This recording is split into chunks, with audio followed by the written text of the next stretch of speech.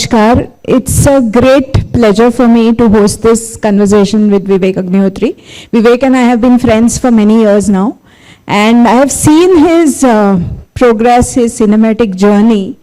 And you all probably have seen many of his movies, starting from Buddha in the Traffic Jam to Tashkent Files to Kashmir Files to the Vaccine War, and now his upcoming movie is the Delhi Files on the Delhi riots. And he is also a best-selling author of 5 books, he says, and I have to shamefacedly accept that I've read only 2, but waiting to read his 3 books. But his first book, Urban Nakshals, was actually a game changer because it made the term Urban Nakshals mainstream, and now Urban Nakshals is a blanket term that we use for anybody who's an enemy of India from within. So it has become a part of the popular lexicon. His second book was on who killed Shastri, on Tashkent Files basically. His latest book is actually about life lessons. There is a very different side of him, which is apart from him being a filmmaker, apart from him being a writer, he is also a very sought after life coach. If you see his Instagram feed, you will see that he comes up with really good insights on how to live life, how to fight the social media addiction, how to avoid toxicity in life. It's very interesting. So what is remarkable about Vivek is that he has changed filmmaking, he has made it stand on its head, and he has dared to tell the stories that no one else dared to tell before. In Tamil there is a saying which says that Unakku vanda raktam, enakku vanda takkali chadama. So it means that if you hurt, it's blood, and if I hurt, it's tomato chutney. So he has made sure that the tomato chutney is actually represented for what it is: blood, our stories. So Vivek, first of all, I want to ask you, your filmmaking has undergone a sea change from your initial days where you did conventional Bollywood movies with stars, and now in your, starting from Buddha in the Traffic Jam, in your movies, the story is the king. The stars don't matter. Whether you have stars or not, don't have stars, doesn't matter. So how did the shift happen? Was it a very conscious shift? First, I must thank the organizers to invite me, and Shefali, thanks a lot, lovely talking to you. After a long time, I'm seeing faces and the vibes. I'm a director, so I catch vibes very well, and I'm a very spontaneous orator. I never prepare, I just speak looking at the people and the kind of energy I get. First time in many years I'm feeling that we are going to chat and exchange, because every conference and festival has become a television debate. So everybody is there to, accuse somebody or destroy somebody. So we can have, so answering your question, yes, there has been a deliberate shift. And the deliberate shift came because I worked in that star system, and it's nothing wrong. All over the world, you see any kind of profession you will find, there is generally mainstream massy stuff which appeals to the common denominator, and then you have niche stuff which makes an impact and changes things, which innovates, brings new things. In every product, if you'll see, in music also, you'll find there are massy music all over the globe. It's not just in Bollywood or anywhere. So, but then you'll also have easily available channels, easily available avenues to an alternate stories, alternate music, alternate literature. Suppose if you are watching a lot of say hip hop kind of thing, but then you also have channels which are also showing you nice Karnataka music, or they are showing you Kathakali, or showing you, so you generally all over the world, audience has these two choices. But what happened, and people misunderstand, I'm not against massy stuff, because if there is no massy stuff, how will you have niche stuff? You know, it's like rich people go and make a lot of money selling goods, but that money they use to put it into freedom movement or making temples or social change, social service. That's why you will find that maximum number of temples in this country are called Birla temples, and they have been built by Birla Group. Nothing wrong with that. But the problem is we brought this country to a stage where there was no room for any alternate or in any field. Poetry only meant the kind of poetry which was about oppressor and oppressed. Music was only the kind of music which T-Series or some company wanted to produce. And the dances also became basically Bhangra dances and typical Bollywood dances. Earlier there used to be a combination. You see, Raj Kapoor also used to make, he was a leftist, hardcore card holder, IPTA member, but he never made films against India. He never commented on Hindu society and things like that, but he made films about oppressor and oppressed, because that is a leftist way of looking at things, and I'm not against that ideology. But then I think Marxist culturalism, what I call, which in my book Urban Excels I have explained, and it's a fact, it's a recorded part of our history, that when Indira Gandhi had a problem, see, Jawaharlal Nehru was also in a way socialist and all that, but he wasn't the way, the pawn of cultural Marxists the way Indira Gandhi became, because Indira Gandhi did not have support from inside Congress, and Congress was split into Congress O means organization, and then Congress I. And at that time she wanted support, so she leaned back on CPI and communist parties and all the communist forces of India. And these communists are very smart people. They generally shy away running democratic governments from the front. Okay, they always try to run it from behind. Whatever is happening in America right now is also Marxism from behind, which is creating conflict. So they first create a lot of conflict and a lot of chaos and a lot of debate around oppression, oppressed, and then they say we are right. That is the long-term documented strategy. In India, same thing happened. And everybody who fought freedom movement, the nationalists, people who were writing in Hindi, suppose, imagine in 1990 or 2000, if Dinkar were reborn, then what place he would have.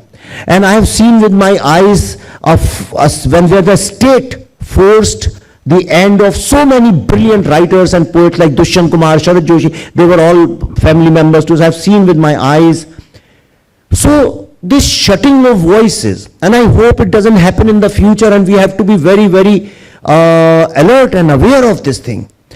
Because what we did, the moment you take away the seriousness from art and culture is the soul of a society. Imagine your own house, look at your children, and if your children know no art, they know no literature, they know no culture, which most of the children are growing up like that now, because the middle class dream has become, I'm sorry, don't mind my words, but middle class dream has become to send their children to convents. Nothing wrong with every school, even if it's any school, it is a basically convent style school. So send it to convent school and then send them to US to work for Google and all that. That's an Indian dream. We are running after money. We are talking about only economy and all these things. So I realized this in 2006, 7, 8, especially after making Goal. I said, if cinema is supposed to be the most complete art in the world, because this is the only form of art where you have audio, video and the third dimension, no other art has that. And the impact of cinema is so much that even a child sitting in Tanzania or Japan or Korea or Vietnam, Cambodia also believes subconsciously that if something goes wrong in this world, America is going to save us. That is the power of cinema. And I wonder that despite having the world's greatest philosophy, there is no philosophy in the world which is parallel. There is no point comparing also. That is also, I think, kind of a cultural blasphemy. Hindu philosophy, I'm not talking the religious part because I'm not expert of that, but Hindu philosophy I have studied a lot from my childhood. There is nothing which comes even close to it. And we have not been, and it talks about the same thing which America today shuts down your voice on human rights and oneness and inclusivity and all those things which you hear. But we failed failed because we destroyed our poetry, art and this thing. So with that intention, I said that I should not make these films because there is something which I can do better than this, and that is the first put all those missing blocks of Indian history and then bring Indian philosophy. I had a very long-term plan, and I'm at the first part of that plan right now. So here, let me fast forward a little to Kashmir Files. Kashmir Files has been a very successful movie commercially, but more than that, what I applaud you is because you dared to tell a story which is very courageous, which is out there for everybody to see, but nobody wanted to talk about it, nobody wanted to tell that story. You told it in the movie, and you also followed it up with the OTT series, which is about the real life stories of Kashmiri Hindus. Now in that movie, there is this very famous sentence which has become a meme now in internet, and I see that at least 10 times a day on my Twitter feed, which is about Sarkar kisi ki wo, system to hamara hai. And you actually see that happening. So what are your thoughts on this one sentence? And secondly, when you were talking about Kashmir story, all your characters are actually drawn from real life, like the academician which is portrayed by Pallavi Joshi, everybody. So what was the experience like for you doing research, meeting the real victims, knowing their stories, and knowing that you're going to put the truth out there for people to see? Yeah, so see, it's like when a child grows up and becomes very successful, everybody says, oh wow, you're so successful. But people don't realize it, that behind that there is a sacrifice of their parents of 20-25 years.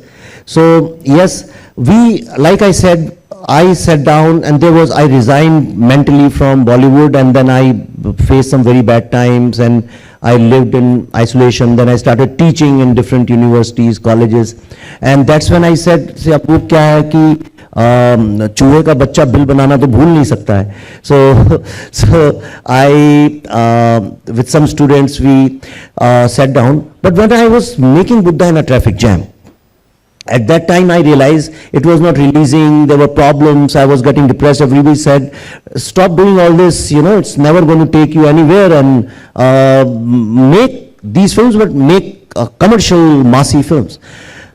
But I realized that there will be no impact if I do this, then I will end up making Gadar kind of film, which is just because you want to say this is your enemy and show the enemy and then do everything else. It's a very thin line job. I wanted my films to become historical document. I wanted my films to become modern literature with that intention. So I said, I cannot keep blaming that audience doesn't like it, and it doesn't work. I should be able to face it whichever way. If I have to show it sitting on the street, I should be able to see. If I have to take this film physically all over the world, I'll do it. And it's not that I'm saying it, everybody knows my life is in all social, public life, you see I do all the times. So with that strategy we said, see, actually our real work is going to come next year, people can't even imagine. But to reach there, we went backwards. We said, okay, we have to use some kind of a leftist strategy. So I picked up some great things from the left system of working. There's nothing wrong with that. See, ultimately, if anybody says this is correct and that is incorrect, that person is incorrect. There are always some useful things here, useful things there. Pick up from everywhere. Suppose you are a music director and I give you an assignment that, okay, do some music which represents complete India. You can't say कि I don't like this region, so I won't take it. You can't say कि अरे मेरी तो उन लोगों से लड़ाई चल रही है आजकल on caste basis or religion basis, I won't pick up. You can't do that. So I picked up, and I have been part of that politics. So I said this has to work at a very different level. So I wrote this book, Urban Naxals, and then I planned. I said, let's make a trilogy. First film we made, Right to Truth. Okay, in India, the easiest thing is if you want to lie, just speak the word truth. Okay, you say सत्य की खोज में, और उसके बाद आप सबको बेवकूफ बना सकते हैं. Because it's not that we are gullible, because it's part of our DNA. It's like somebody says, dal chawal khate, nobody says no anywhere. You can say dal sambar or dal something, but nobody says no in India because it's so natural. If I say, अच्छा बाहर जा रही हूँ अपने बच्चे को मेरे पास छोड़ दो, you will never distrust me. Right, but so with that intention, I said right to truth. With Tashkent Files, I put the most intellectual film in front of people, more complex, most difficult film. And when I realized that people are ready to accept this, when that film became a sleeper hit, then by the time we were working on Kashmir Files, then we said, let's bring a more bolder film to people. Are they ready or not to see this kind of harsh truth about themselves? And we brought it. And now I'm making the Delhi Files. And why I'm making Delhi Files is Kashmir Files, there has so much has been spoken about it that there's nothing left to tell. Delhi Files I'm making, and Shefali, you travel a lot, you know it in your heart what I'm saying, that our, forget young generation, even middle-aged people up to 50, 55, don't even know the area where they live, what has gone there. And all of them call themselves Hindu activists or Jai Shri Ram activists or Sanatan activists, and they know nothing about what has happened there. Because I'll give you two examples. Okay, and why I feel more responsible to tell this truth now, I was in Calcutta. And Sopan Das Gupta had invited me for some event. So I went in National Museum, आपने देखा होगा वो. तो वहाँ पे full ऊपर नीचे means more than 1,000-1,500 people, and in Calcutta, Bengal, you get lot of crowd, lot of people come. So jam-packed everywhere, and mostly well-to-do IT people, and like today's young urban progressive professionals. So while talking, I said कि a few days back we came here to do research. My team was then arrested, and then we had to pull some strings and get them out. And they were, if I was not doing a research on action day, if I was doing research on something, nobody would have arrested them. And then suddenly I realized there was no response. So I asked, how many of you know about Direct Action Day? You will be surprised, not even 5 or 10% hands came out, and those were also older people. Which means the young people living in Bengal do not know. If you don't know about Direct Action Day, Google it just now and just go to the photos, pictures, and the first picture you will see taken by Time and New York Times, you won't be able to sleep today. You can't have food after that. Similarly, I was in Kerala, in Calicut.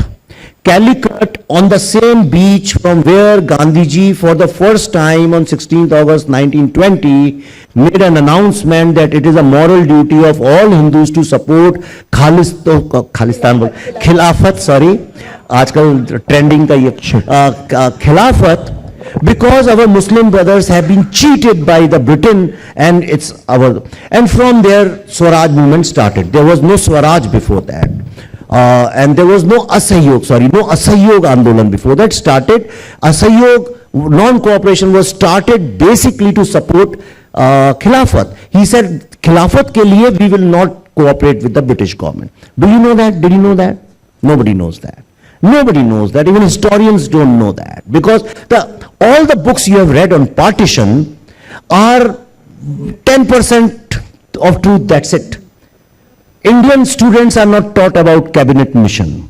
Because when you will be taught about cabinet mission, I am sorry, a lot of Hindus may not like to know the truth, but you will be shocked and surprised that every single person over there wanted two nations, including Ambedkar. They had their valid reasons that I am not getting into that. Only two people who were against it, you can't even guess their names. Because nobody taught you. One was Maulana Azad, and the second was Tara Singh, Sardar Tara Singh. And he said at that time, if you sow this seed now, then there will be a demand for Dalistan, Dalithistan, there will be for Dravidstan, and there will be for Sikhistan. He didn't use the word Khalistan. He said Sikhistan because tab Khalsa itna important nahi tha. He said that Tara Singh. And when I was reading the documents I got from Parliament of Cabinet Mission, suddenly my respect grew for that man who I didn't know.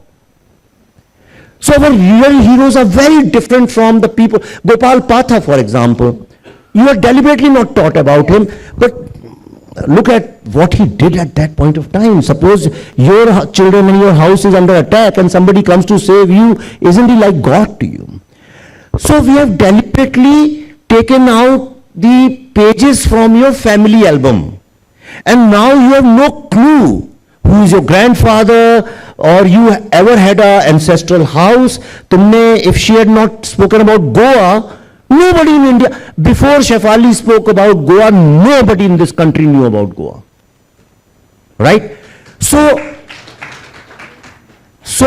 what I am trying to do is, in Delhi Files, we are chronicling or documenting or registering, but we are telling a fascinating story of 100 years of Hindu genocide. Though it's a 800, 900 years of Hindu genocide, I am just taking 100 in the context of what is not known. Akbar Aurangzeb ne kiya, bachcha bachcha janta hai, or he can imagine, you don't have to tell much. But this is a documented history by the Britishers, by the Muslim League, and by the Congress. So only on these three documents we are making that film with our own research. We started in March 2020 when lockdown came, and we are at the last end of it, hopefully next month, and then we go for shooting that film. So that film is a very difficult film for everybody, you know, because पहले तो उसमें सिर्फ वो Islamist terrorist वगैरह involved थे, Kashmir Files में तो educationists will get involved, historians will get involved, whole lot of people will get involved. But somebody has to do it. It has to be done. You know, you have described yourself as a disruptor, and I can see why, because that is what your filmmaking has been all about, disrupting the standard narrative and telling the truths. Now, I want to ask you the next question. See, you paved the path, and there were other courageous filmmakers as well who chose to tell uncomfortable truths, like Sudipto made Kerala story, like now Article 370 has just been released. But having said that, even though the films were commercially successful, there is still been cancel culture that you have had to face, that Sudipto has had to face. In this state, Kerala Files was not allowed to be screened, even though it was legally given a permission by the censor board, but the people of Tamil Nadu were denied. So this cancel culture still exists, and I am sure you have faced problems while showing your series on OTT or even showing your film on OTT. So when is this going to change? When is this cancel culture going to change? And why is even commercially viable movies are not making a dent in this this established, I would say, clique of filmmakers and reviewers? See, cancel culture will change only when democracy, the structure of democracy changes, you know. Otherwise, it's impossible. When you make your democracy a competitive electoral game, then how will you cancel the cancel culture? It's impossible. It's a human nature. And it happens from all the sides. It's not, I mean, talking about cancel culture, if somebody wants to feel superior that, okay, we don't do it, somebody else do it, that's a lie. You are lying to yourself. All of us are cancelling somebody or the other all the times. All political Democrats cancel Republicans, Republicans cancel. Pandav were cancelled by Kaurav. They tried to, but they couldn't. So, I saw it in 2009, 10, 11, and after that I stopped bothering about cancel culture. If one is so bothered about cancel culture, don't come in the game. If you are in the competitive, fierce, like cutthroat, bloody game, then you should be prepared to get some blows and let some blood come out. You cannot say somebody has punched me. So I am beyond that now. So I don't even care about cancel culture and all that. Okay, and if I start thinking about cancel culture, I won't be able to do what I am doing. So it's a strategy also, it's a tactic. I cannot afford to worry too much about cancel culture. And if I say I am against cancel culture, then my conscience has to be very clear, have I cancelled somebody or not? Because we do that. We very often, in social media, we do it. Kuch acha nahi laga, keh diya, this guy is bogus and he is this, and we cancel, you know. So we cancel all the times in our mind or social. Urban Naxals, they try to cancel me, I cancel them, you know. And the next time मेरी एक book आने वाली है अभी जल्दी काफी काम कर रहा हूँ उस पे. The next book, it's called Flaw, FLAW, you know, Flaw. Basically, it's a flaw about flaw lobby, which is there is a lobby in elite groups of India, you know, an elitist lobby, which is F for feminists, L for liberals, A for atheists, and W for wokes. Okay, and I'm very worried about them because they're the smartest, sneaky people. And I'm very worried because they will say, I'm right wing. मैं तो राम को मानता हूं, कृष्ण को मानता हूं, I am this and that, टीका भी लगा लेंगे, they will come inside you and दीमक की तरह से they will destroy you. So I am very scared of them also. So yeah, so I don't bother much about cancel culture. Yes, as long as you are not physically hurting somebody or you're not hurting somebody's bread and butter and dignity and reputation, credibility. I don't have the power to do that to anybody. People can do that to me. But as far as the films you spoke about, yes, now there also have two views about it. Since it's not a politically, to be on any political side, so I want to tell you something very honestly. And it's not got to do with these films. Wherever, in any field, wherever, there are always disruptors and innovators. Okay, people will do something different and something new. Like you started talking about saris and handloom and stuff like that, and temples and all. Now if somebody says, acha, she has got popularity, now I should also do it. Okay, they will also start and doing it. ठीक है, शुरू के एक दो लोगों को they will be successful. But everybody who tries to play like Sachin Tendulkar will never be successful. And what will happen, these imitators then ultimately end up destroying the credibility of that genre of product. This is what destroyed left system. Don't forget that. And we are making the same mistake because we Hindus, just like iPhone, when you buy it, there are some default apps you can't do anything about them. You can't even delete them, otherwise there will be no phone. It comes with the default 2-3 apps. Hindus also are born with 2-3 default apps. Operating systems. First, they don't even care that there is an enemy. Shatru bodh jisko kehte. They won't even know that there is somebody's mind. अरे नहीं अच्छा है, अच्छा है, अच्छा है. घर के बड़े बूढ़े होते हैं ना, old people. They say no, trust him, trust him, trust him, and ultimately they realize by the time it's a bit late. But once they realize that there is an enemy, then they want to use the same enemy's tactics and strategy, then they want to become like him. And that's why you see our modern time battles and wars, we have lost many. Not one. Every time we go like this, we come back. After Mopla, we were winning. And then direct action day came. And Jawaharlal Nehru said, no, Jinnah keeps talking, he won't do anything. But he did it. Then he said we should also become like them. Now we don't want one country, we want two countries. That's exactly what happened. Direct action day, Jinnah, Muslim League, do you know that Jinnah was such a pro-Hindu liberal person? He just changed for politics. Rangila Rasool, he fought our case. For Rangila Rasool, even the Tribune case, he was a lawyer for Hindus. So Jinnahs realized that these Hindus have a problem. Okay, they will imitate your gambit. Whatever gambit you play, they will say, we have to be better at this gambit. You know. So what he did was, he said on 16th of August 1946, on the day of Badr during Ramadan, he announced direct action day, and he said, kill all Hindus, wipe them out to such an extent, it's an open speech, it's a recorded, we have the recording. He said, create so much of terror that after that, every Hindu leader says they want two nations. Okay? And then after the meeting, he told Soravadri and all these people, so he said, but you have gone, you have opened your cards in front of everybody. Praful ji recorded बता रहा हूं आपको.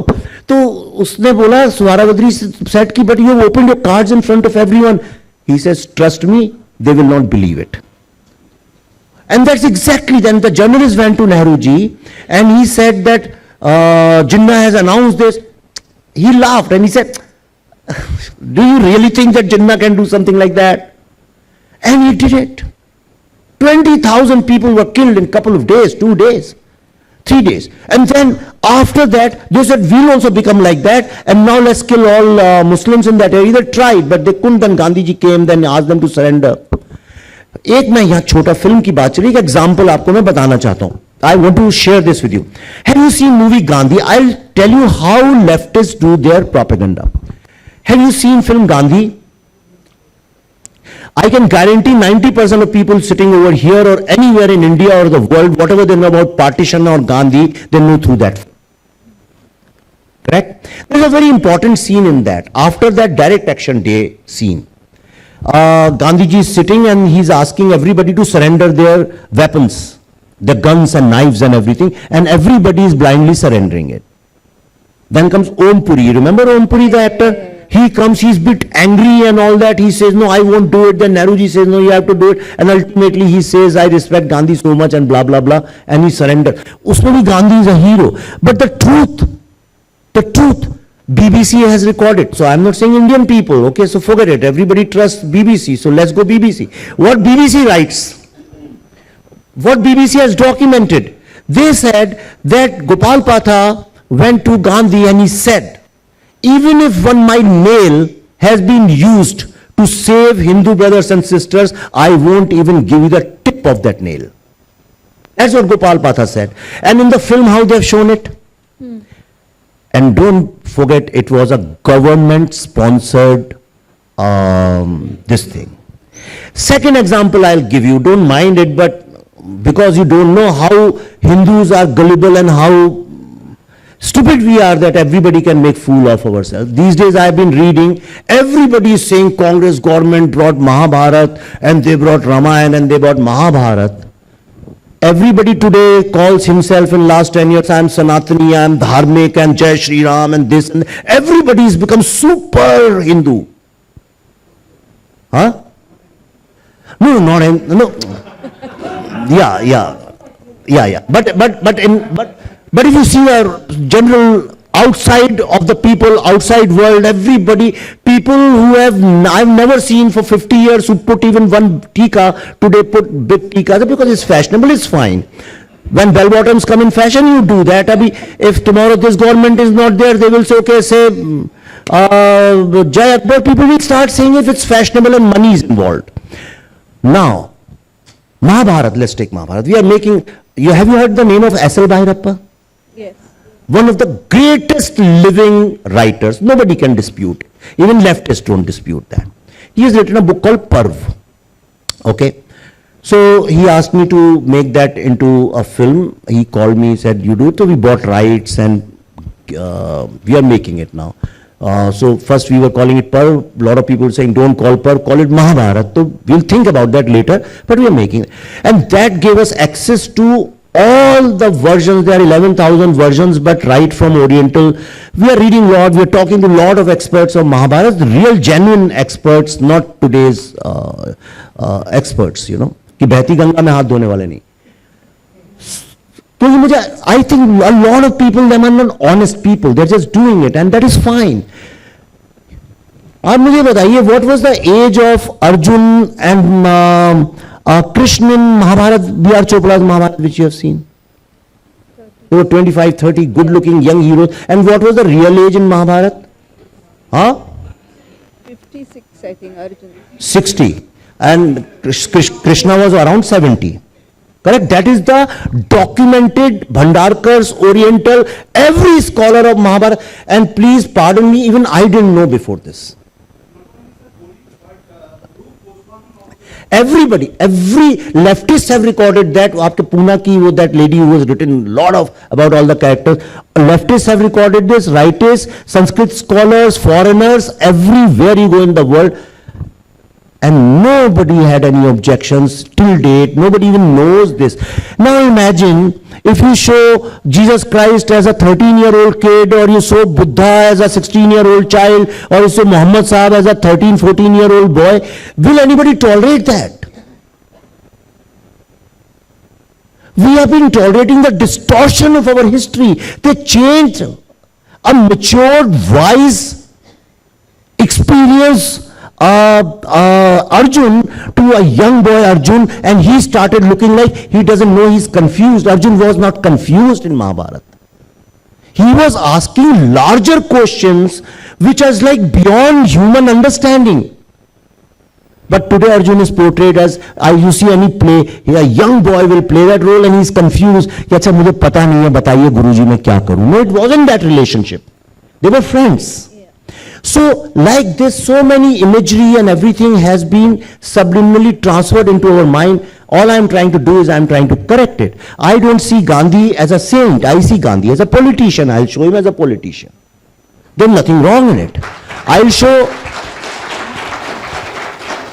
Nehru was not a statesman. He was a pure hardcore politician whose only objective, like a Coca-Cola CEO, was that everybody should buy my product. Nothing wrong with it. He wanted Congress to win. He was doing everything which has to be done to win, make Congress win. Like today's governments in whichever where, or central government, isn't our government saying 400 chahiye is bar, and they are doing everything to win that.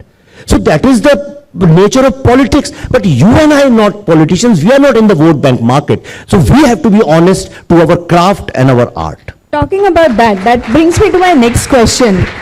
Do you feel that all art is increasingly getting politicized now, whether it is dance, whether it is music, whether it is writing, whether it is filmmaking?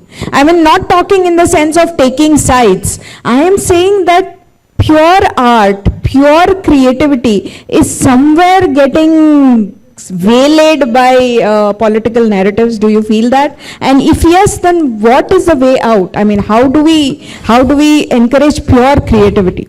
Art is becoming political or not, but I know politics is becoming very artistic.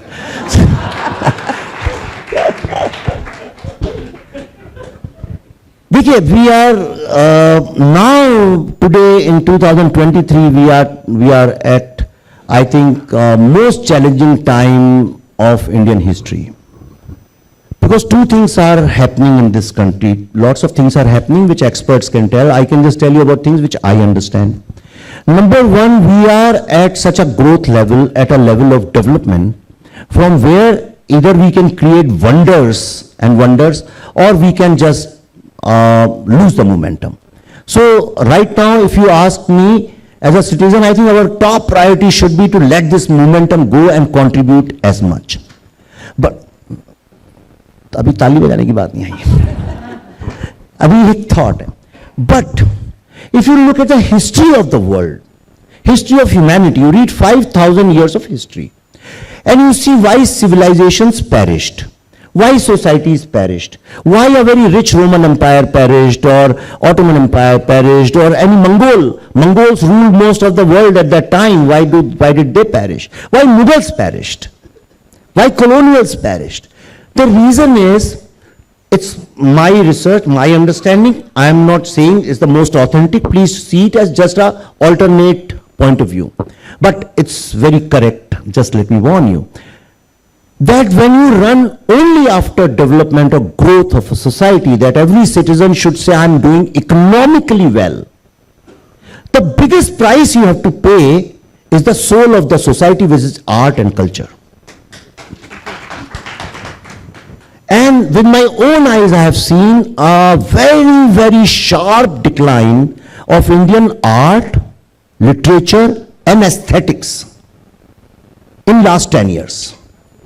I have never seen such economic growth, and I have never seen such cultural and artistic growth in this country. I do this experiment everywhere. I can do it now. Okay? Till say 2010, I mean, or थोड़ा और पहले चले जाइए, up to 2010, I would say, decades में बांटते हैं. Almost everywhere you ask people, they knew at least 5 genuine, authentic Indian singers. If you ask people 5 poets, they couldn't say 5, they would say 2, 3 poets, क्योंकि तब थे. You could say these are the 5 greatest dancers of contemporary India. I'm saying contemporary, पुरानी बात नहीं कर रहा हूँ. You could say these are the 5 genuine film directors from India. These are the 5 genuine artists. आपको नाम पता था अभी आज today whatever artist name you know, I guarantee all those names are before 2010. M F Husain पता होगा, ऐसे आपको रजा पता होगा, ऐसे 4-5 नाम पता होंगे. आज के किस आर्टिस्ट का नाम आप जानते हैं? जबकि इतनी पब्लिसिटी है, so much of social media, so much of PR, social media machine, because there is no genuine product. So what we did in this process, and it's not that it's happening in India, it's happening in lots of countries.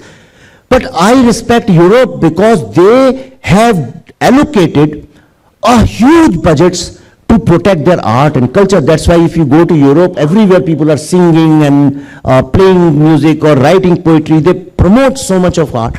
We, today in the name of music, all you have is Bollywood music. And that is also Punjabi style Bhangra music. And why are you blaming? It's first, governments have nothing to do with it. Tell me, when your child's birthday is there, not in Tamil Nadu and Kerala, 2 places are still left out, what do you play? Bollywood films, some music. If there's a janeo, you play that. If there's a professional corporate meeting, at the end, everybody is dancing to that.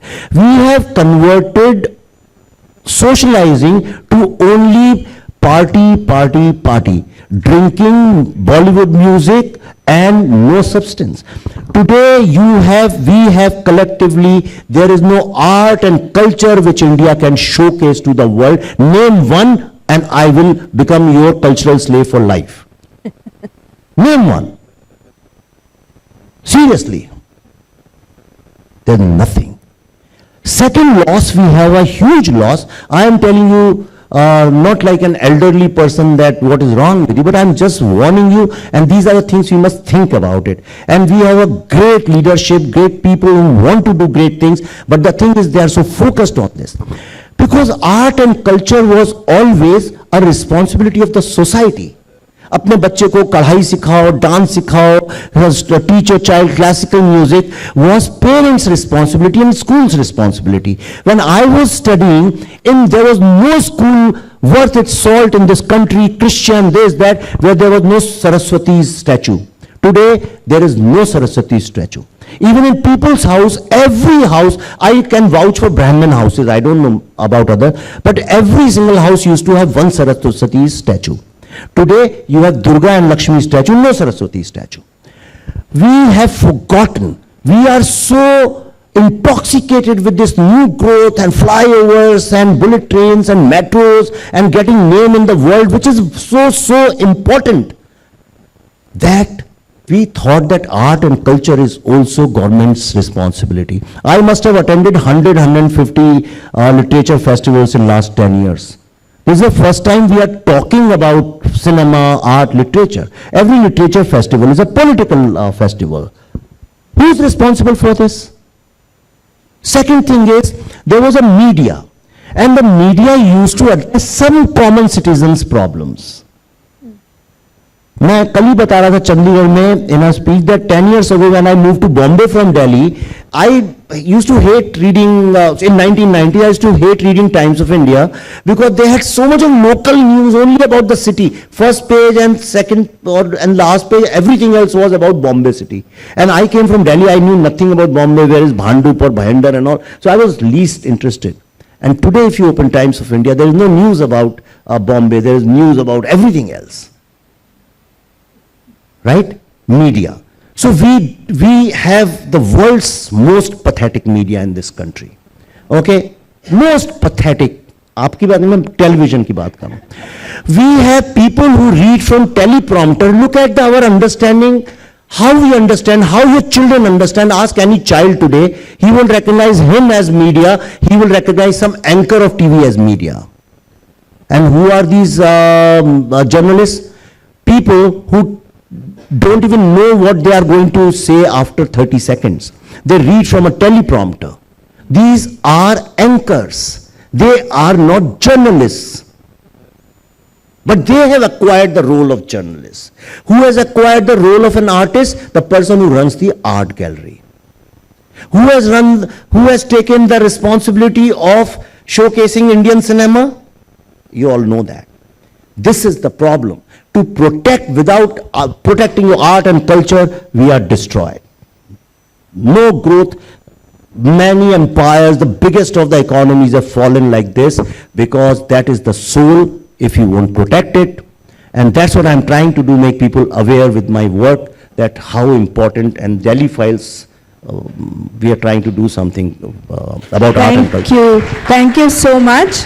Now I have 15 minutes, I'll open the floor for questions. I have just one request. Just ask questions, do not make observations. Thanks.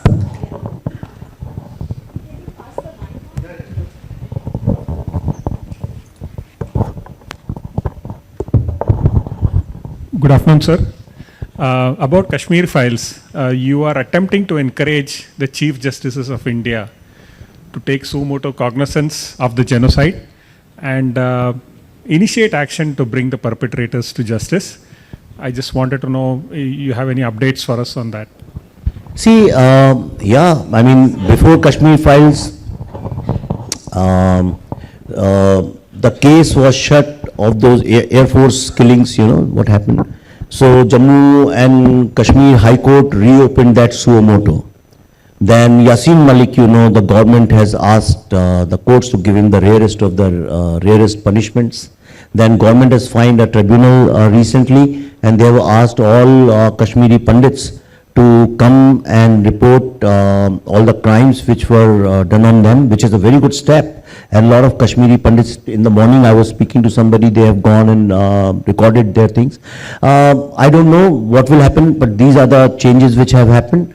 And justice is not only what takes place in the court. Justice is also what you and I think, how perceptions change, that is also justice.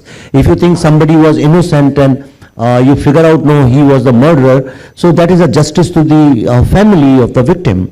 So when I went to do research of Kashmir Files in Europe and US, most of the senators and congressmen and member of parliaments or journalists, everybody used to tell me that, see, whatever you say, but India has illegally occupied an Islamic land. That was the general perception about it, and nobody had done to change that perception.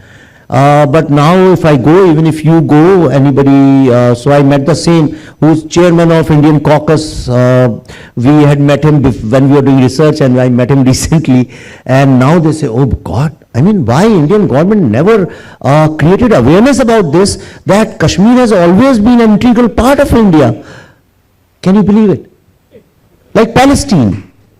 Everybody thinks Palestine is an original country, but you know, there was no Palestine before 1945, 46, 47, kab bana tho? 60s, huh? 48, sorry. There was nothing like that. So, but even everybody in the world believes that Israel and Palestine are two different places. So how you project yourself?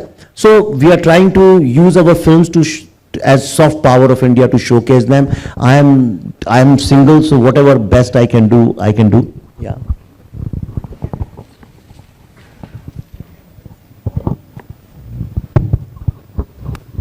Asking something? Vivekji, I remember when your first write-up, means my first introduction to you was about your article on trolls and the way you Article on? Trolls and the way you defended trolls, that they are not just trolls, they are the alternative voices that you, and I think it was 2013 or something. But that time, you know, still the website as a media platform was emerging. Today, because I come from a classical print media format where still there is a credibility, some form of credibility. Shabda Pramanya is still a very important thing in popular Indian mindset. From there to now, you know, I ask a journalist or students of journalism, what is your primary source of news? And the first response is Instagram. So, no, but largely now the current phase of student, it is Instagram. So, as a, you know, a person who has traveled this journey from various platforms, even in, for example, in cinematic expression, it is the OTT that has, you know, captured the space. How do you see this technology playing the role in shaping the narratives, and what kind of cancel culture and, or rather I would say monopolization of narratives that is emerging through technology? How do you see this? Yeah, I remember that article. Yeah, I had written many years back article about smart trolls, and I had justified trolls, defended them, and I said trolls actually are alternate voice. It's like you are sitting and you are weirdly dressed and somebody makes a joke about it. It makes you conscious and you think about it and you change your dressing and don't look weird anymore, which is a right thing to do. And so, but at that time, social media had just come, you know, in this is before 2014. So it had just come and there were independent voices. Somebody was doing sarcasm on cricket, somebody was doing on politics, somebody on religion, somebody on that. So all those things were there. But one thing people won't know, you just cannot believe it, that Twitter, the most toxic place, every evening, for 5-6 hours, till late 2, 3, evening 7 o'clock onwards, it used to be the best place in the world for music, poetry, artistic talk, creative discussions, a whole lot of wonderful things. That all is gone because now it has been taken over by media and politicians, the most toxic people in the world. And so if you have Trump on one side, you have Putin on one side, then you have Mao on one side, then all kinds of countries trying to take this and influence your mind. The biggest challenge for them and for us is this technology is very good also.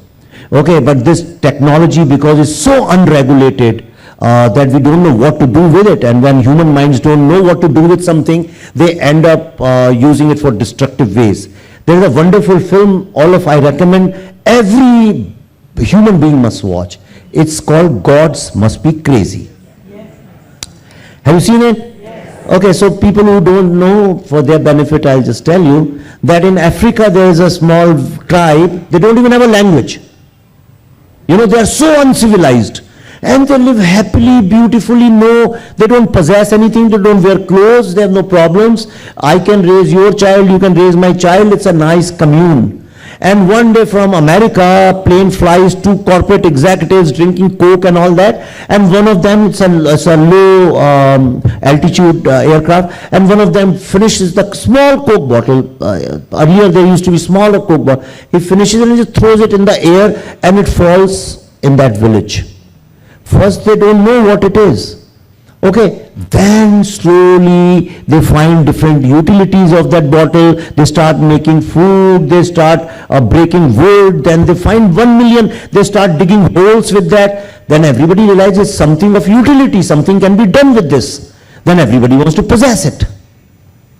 Okay, and everybody wants to possess, and possession has a great quality. It has competition, then it has jealousy, then you want to destroy the other party. It takes up then 2 tribes, it becomes 2 tribes, then tribals want to fight with each other, and then one most stupid idiot, he realizes that at the core the problem is this bottle, and he says, I'll go and throw this bottle at the end of the world. And he never finds end of the world, and they have to live with all the bad qualities of human beings. It's a very, very metaphorical and so funny, you just can't imagine. Every second you will fall off your chair laughing. So, and that's exactly what is happening. We don't know what to do with social media. We don't know how to use it. Now, एक Hindu philosophy में concept है, there are 3 stages. There are 3 levels of this world. One is drashya, something is happening. Okay, I am talking right now, so I am Drash, somebody else will come, they will become Drash. And there is Darshak. Okay, and when the Darshak can see, Darshak and Drash together, you become Drishta. जिसको बोलते हैं seer, English में, S-E-E-R, seer. Then you become seer.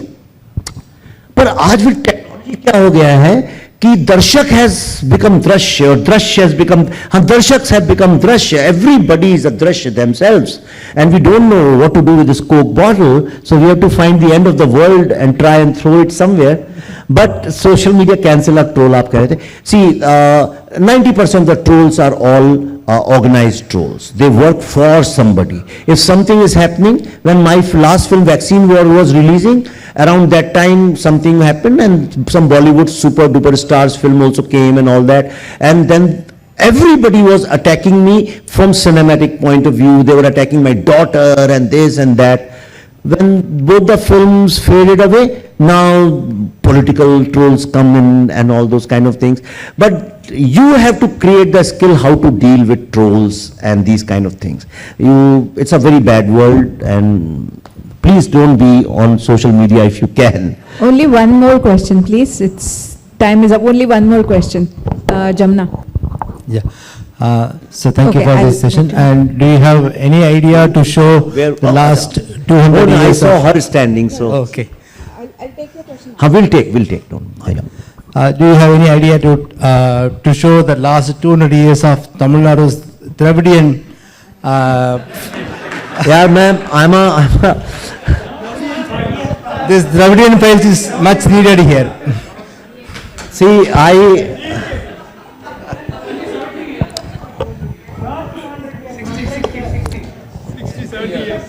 See, when I met Buddha in a traffic jam, my shoulder was broken. When I made Tashkent Files, I still have 2 or 3 cases going on. So there were some 15, 14 legal attacks on me cases. By Kashmir Files, I didn't even care about physical attack or legal attacks, but then there was a different kind of attack and fatwas and all that. And for last 1.5 years, I haven't traveled with my children and wife anyway. I mean, we don't travel in the same car, nothing. I don't go out. I used to see one film every week in theaters. I haven't gone to theaters in 1.5 years. I don't go to restaurants. I can't go anywhere, you know, a lot of places I can't go to. So, now with Delhi Files, I exactly know what is going to happen. इस यानी मरवाना ही चाहते हो क्या खत्म हो जाए? Let somebody else do it. Yeah, Jamna. But enough, yeah. I don't want to get involved in Ambedkar versus any other politics. You know. Yeah. पर मैं आपको एक बात बताना चाहता हूँ. I want to tell you something. Just half a second. It's very important. I tell you, and I've been wanting to talk about it. At least. Maybe I'm a bad guy, but a conversation must start with this. Everybody talks about hate against somebody. Okay? What is hate? When I say you should hate your mother or your father or your friend, that is hate. Okay? But if my behavior evokes hate against me, that's not hate. Hate is when you provoke somebody to feel hatred towards something or somebody, that is hate. I have been going to Nagpur for a very long time, and I never saw it. Recently, 1 month ago, I was in Nagpur. I was going for research to Sevagram, to Gandhi Ashram. So, my assistants were with me. So, I asked this guy, तुम लोग जाके ये क्यों नहीं जाते हो? Go and see Ambedkar's where he became Bodh and his भूमि, क्या बोलते हैं? बौद्ध भूमि, चैत्य भूमि है. हाँ, नहीं, चैत्य नहीं. चैत्य भूमि बोलते हैं. चैत्य भूमि. Diksha, sorry. where he took Diksha. Diksha Bhumi. And I have been there many times, believe me, मैं कई बार तो गवर्नमेंट की तरफ से भी गया हूँ, लोग भी ले गए. I have been there, I posted a lot in praise of that place because you go inside and you read wonderful documents. I have written a lot about it. My assistant sent me, who's a apolitical person actually. His department is not even writing and research, his job is just to record on the camera. So most apolitical, maybe he abuses me after recording, I don't know. So because these are paid people. So from there, he said, have you ever been there? I said, why? He said, I've never seen such a hateful place in my life. I said, why? He sent me 22 vows of Ambedkar ji, Baba Saheb Ambedkar, from there to me. I posted it same day on social media. Please do me a favor, go after this and read those vows. It says, it will provoke you to hate Brahma, Vishnu, Mahesh, hate every Brahmin. It uses the word hate. In fact, instead of saying that these people should be destroyed from the world, it has been paraphrased in little different language. But whose greatness is it? People who accepted it, and still we call him the author of our constitution. Those people. It is their greatness. Because Patel also wrote the constitution. There were 15 or 16 women who also wrote that constitution. Nobody, because of our failed communist education system, nobody knows about them. Right? So you must understand, before saying that Hindus are this and that, one should understand people who hate us and write it in the plaque.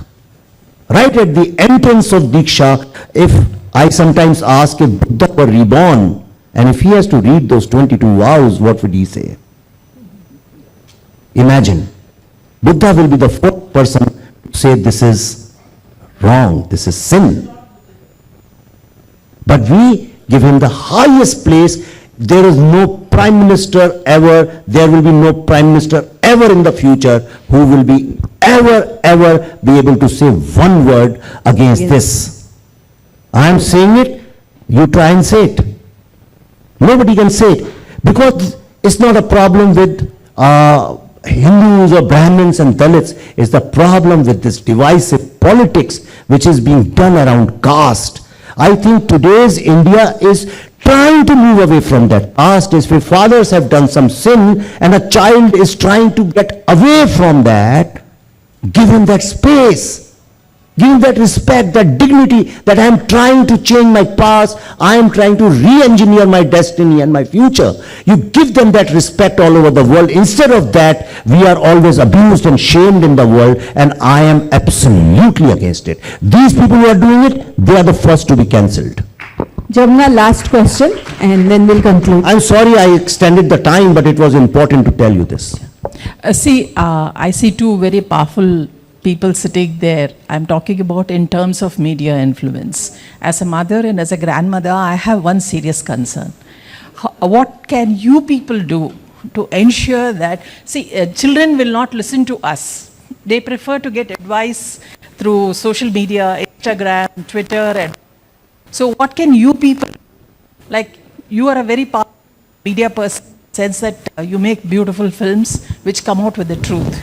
Can you not come out with something which takes our children and grandchildren back to the roots, where, where we have failed to instill that sort of a upbringing that we had, the kind of peace we feel, the contentment. See, I understood what you are saying, but then taking your children to your ancestral home, you cannot outsource that job. You have to do it. How can I do it? I have Nobody one in this question. world can do it. What about people who don't have an ancestral home? See, that is a practical reality of people living See, in roots, cities. Yeah. see, even a banyan tree also has roots, and a Yes. small plant also has roots, Yes. finding the roots. And what are roots, first of all? If you want to, your child, like in America, they show Mahabharat serial all the time, then you are showing a banyan tree's child, you are showing the roots of a peepal tree. You are showing wrong Mahabharat. Every incident you shown in that is so hilarious. I mean, it's like a satire on Mahabharat. It's so bad and pathetically done, but we like it because there has never been any Mahabharata on TV. So we say whatever it is, it's wonderful. It's like somebody going to just one temple, he will do everything, he'll buy new clothes and everything, but if you go every day, you realize that yes, temple doesn't mean that you ignore the thugs sitting outside. You have to look at things in completeness. So similarly, children is parents' responsibility. I cannot be responsible for your child. All I can do is, I can show him with my craft and art and skill. Exactly, that is exactly what. But one thing you can do, we did 25 years ago, cut the bloody TV from your house. All kinds of TV. Don't have TV. Tell me something, let's end it on a good thought. Tell me something, if I ask you to eat something which is bad for your body, if you have diabetes, do you eat sugar? No, no. If I know and if I understand. Yeah, if you know, if you have it, if your child has a problem who doesn't understand, as a mother, will you let him, suppose he is allergic to, say, peanuts, will you let him eat peanuts? No. Correct? Why do you think mind is not part of your body? Listen to me first. Why do you think mind is not part of your body? You don't let you consume toxic food in your stomach, but you want toxic thoughts, ideas, everything in any kind of junk you can put in your body. Do you keep eating food throughout the day? No. But you keep consuming toxic food for your mind throughout the day. That is your problem. You are lazy, you have subscribed to Netflix, you are watching TV, you have given access to your children to this thing, then you can't complain. So, Mr. think like Agnihotri, this. that was not my. Jamna, I think we can take it from here. The time We'll is talk up and offline. we have We'll other talk. sessions. Yeah. Thank you so much, Vivek. As always, it was a pleasure to be in conversation Thank you, with you. Shefali. Yeah. Thank you, Bharatji.